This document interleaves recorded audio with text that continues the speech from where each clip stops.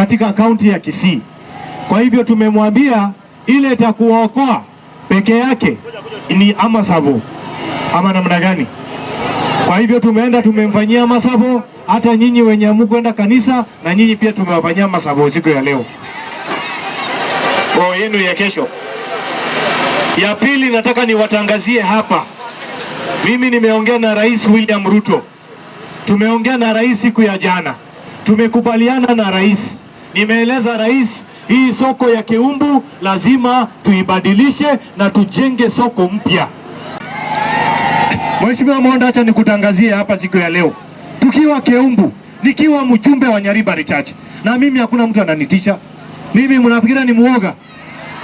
Zairi Janda. Mkiniangalia namna hii, mimi ni mtu ya kutishwa. Gavana mwenyewe ananiheshimu na ananiogopa kama stima. Rais ananiheshimu hata ananiogopa kama stima.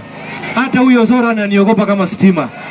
Hata huyu Jafet ananiogopa kama stima. Ile transformer. Mama County ndio tunaheshimiana na yeye. Kama namna gani? Basi sasa wacha nimpatie Mheshimiwa